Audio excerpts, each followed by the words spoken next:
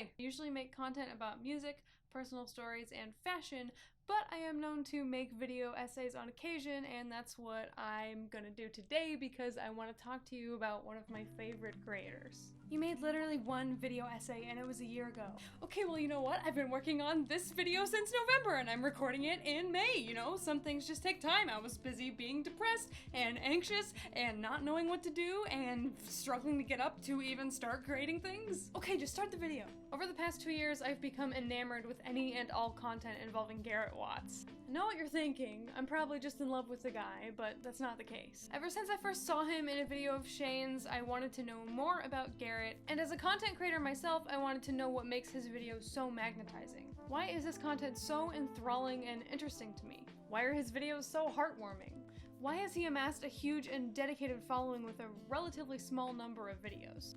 After binge watching every single piece of content I could find with him in it, I've recovered from laughing until my sides hurt, and I've come up with a few answers that I want to share with you in this video. I'd like to mention before I go forward that I am not making this video to get views, and at the time of recording my channel is not monetized, and I'm only about halfway to the watch time amount to get monetized, so I'm not trying to use Garrett's name for my personal gain. I have a deep appreciation and respect for this person's existence, content, and online influence, and I want to share my thoughts with you. Before we get into reasons why I think he's been so successful on YouTube, I'm going to talk about how Garrett has become a prominent figure in the YouTube realm for those of you who don't know who he is. The first videos uploaded on Garrett's channel revolve around drag personality Miss Coco Peru. The first video about her was uploaded 6 years ago, and 5 years ago is when Coco began her own channel. So I think she just appeared on his channel first before making her own because Garrett directed, filmed, and edited the videos. Though they got views, they seem more like the type of videos someone uploads when they aren't trying to brand their channel, and I didn't see Garrett in them, so I'm not going to focus on these. As far as I can tell, Garrett first started gaining some popularity on Vine in 2013 and made a few YouTube videos around this time that gained an average of a few 100,000 views. Here's my favorite Vine from Garrett. Knox. I'll link a compilation in the description if you haven't had the chance to enjoy his Vines. His first appearance on his channel is in the video Jacqueline Bisset Golden Globe Speech, in which he plays Channing Tatum standing in a microphone to present the award. His first speaking role on his channel comes in John Travolta post-Oscar interview, in which he makes fun of the Adele Dazeem incident with a hilariously strange way of pronouncing everything. He shot and edited the video and wrote it with his creative partner Colleen Evanson. You're also most well known for your role in Grease as Got a nice nut stack. Danny Zuko. Zanny Gritsto. Sounds like you're having a hard time saying it. How about the name of your co-star in Face Off? The two of them filmed a few more videos together, ending in 2015. Garrett's channel will come back in summer 2016 with a new introduction welcoming in a new era. During his early videos and Vines, one can see many examples of Garrett employing his straight voice. He's discussed before that he used to pretend to be straight online. I can understand this because I definitely was hesitant to mention being non-binary online for years. In recent years, his true personality has definitely come out more, and I think once he started feeling more comfortable with himself on camera is when his audience started growing rapidly. Yeah, oh, you're right, I talk gay as hell, like whenever now. Okay, right now. Garrett's introduction video for his new channel format claimed that he would upload once a week, which we will talk about later. His first video in this new format was a collaboration with Shane Dawson in which he combined a bunch of foods to make gross ice cream nachos. Sound like something you've seen before? Garrett began his rebranded channel with a few of the stereotypical video types of the time, including top 10 lists, videos of eating weird food, and DIY videos. However, even if he was adopting a common format, he regularly did something different to stand out from the others. For example, in his life hacks video, instead of reacting to life hacks or trying ones from Pinterest, he offered 10 funny and wholesome hacks that he thought of himself. During these videos, he was living with Andrew Sawicki and Matt from the I'm Into It podcast, which he appeared in recently. I highly suggest you watch it if you have not seen it yet. It's very entertaining. He did a few best of Reddit videos and dollar store cosplays before his content got significantly more unique. My favorite video from that era is probably building a giant Doritos wall, purely for how much that video is just one of a kind. That's one of the things I think made Garrett's channel grow so much. About 15 uploads ago, he started uploading content that you can't find anywhere else on the website. Garrett's YouTube presence in 2018 was sparse. He posted a total of 8 videos the entire year, and in the second to last upload, he detailed why he had been struggling as a creator and in his personal life. In 2019, we haven't seen an upload from Garrett yet, though today I did see him post an Instagram story saying that he's 90% done with one, so I'm very much looking forward to whatever that upload is. The fan response to Garrett's upload schedule has not been very kind. I have to say, every time I go to a piece of Garrett's content, whether it's on Instagram or YouTube or Twitter, in the comments, it's like half people engaging with him and half people just asking when he's gonna upload the next video. And I understand that they care and they want to know and they wish that he would answer him and they want to interact with him, but that's just not the way that you interact with a YouTuber. You can't just like pressure them into giving you answers and doing things for you, and I think the best way to get people to interact with you is to actually genuinely care about their interests and ask them a personal question that they won't be asked by another 100 people in the next hour. However, I think that's just part of being associated with Shane Dawson's fan base. There's a lot of young people and they're used to daily uploads. So honestly, I don't blame him if he has any sort of anxiety about uploading due to people consistently asking when he's gonna upload, because I can imagine that that would be awful. Okay, let's get into it. What makes his videos so magnetizing and heartwarming? He's genuine, and genuinely weird. Sometimes the kind of weird that's not cute, which I totally identify with, but he's so comfortable with himself that it becomes endearing. One of the things I think pulls the viewer in about this guy is how genuine he is. As far as I can tell from watching hours of content from Garrett over the last year, his personality online is as close to his normal self as one can be when they have a large following. Being a content creator is a very stressful job in the sense that people think of you as their friend and therefore want to know everything about you. Of course, there are parts of a content creator's life that they wish to keep private, and they may create a facade or exaggerate a personality to use online to compensate. Shane and Rylan have discussed doing this in the past. But even though Garrett might be playing up the goofiness for the camera in Shane's videos, anytime after his straight phase ended, when you see him online, he is, as far as I can tell, being himself. And that's really important in a world full of people face-tuning themselves and promoting shitty products. There are several instances where being himself does not elicit a positive reaction, but he continues anyway. The worst incident I can think of is the situation in Shane's series with Graveyard Girl where he pranked her.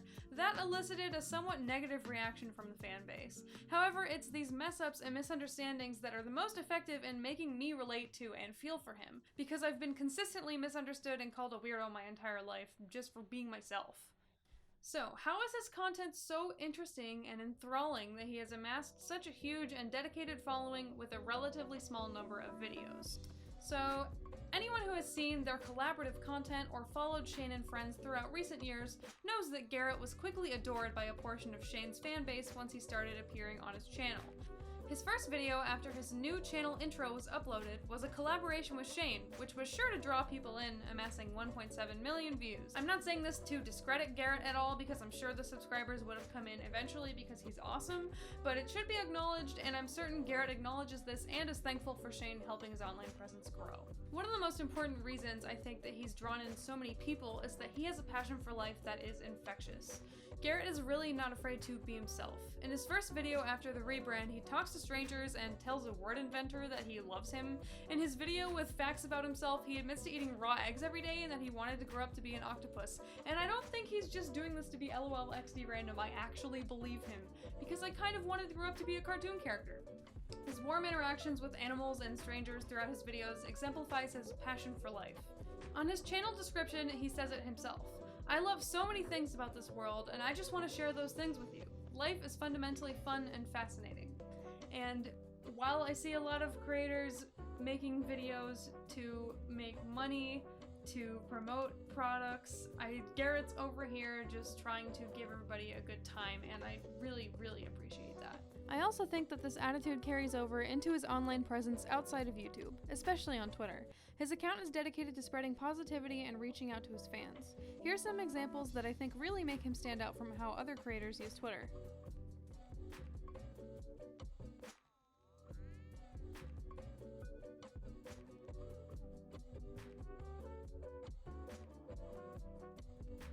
I also want to add that when he does make videos, his content is high effort.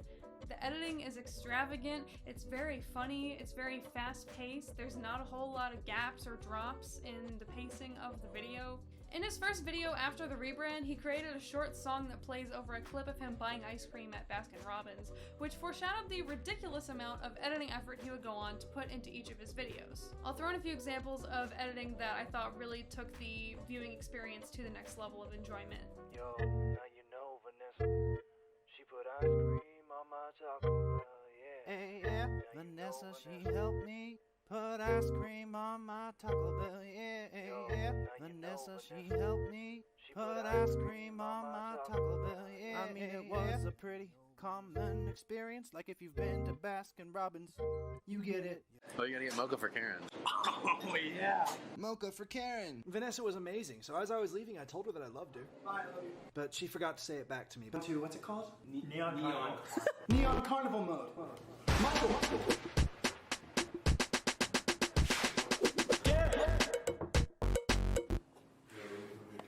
Jesse. Jesse. What? That's it? Yeah, that was. And Andrew.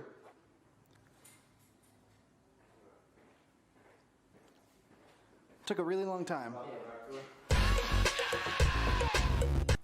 In conclusion, I think Garrett has the potential to be one of the very best and most entertaining creators on the platform if he comes back with consistency, effort, and the fantastic sense of humor and editing that he's already shown in his videos. He has the fan base, it's ready to go, people want merch, people want more content from him, people want to know more about him. All he has to do is come to terms with being a YouTuber, which I think seems to be something that he's still working on. To be honest, he just seems like a person who genuinely would be really fun to hang out with. Seems like you don't know what kind of adventures you're gonna get into. It could be something wild, like the It Clown video, or it could just be watching Spirited Away and appreciating art. Both of those things sound awesome. Wish I was friends with this dude. Think he deserves more attention than he's currently getting, and I wanted to share my thoughts with you about it. If you like this video, let me know what your favorite Garrett video is. If you are Garrett, hello Garrett, you're awesome. Thanks for making content and inspiring me to do YouTube as well. My name is Kiana. I go by Keeks because I'm non-binary and I don't like my birth name. I like anime, cartoons, music. I heard you like James Blake. Mile High is like one of my favorite tracks ever. Oh my god, I can't believe how good that song is, and the rest of his music is great too. And I also just like making people happy and trying to enjoy every single day that I experience. I made this video to appreciate a creator that has inspired me to keep creating. Also, this is from a while ago, but I drew Garrett as a hipster Disney prince. I think it fits pretty well. That's all I got for this video. If you enjoyed, please let me know. I'd love to talk to you in the comments. Subscribe if you want to see more content from me. Be safe, and I'll see you in the next one. Bye. Can you read it? My shirt says, "Support your local street cats. I love animals." The other day he reached 3 million subscribers. I'd just like to say congratulations, and I think he totally deserves it. Can I ask you kind of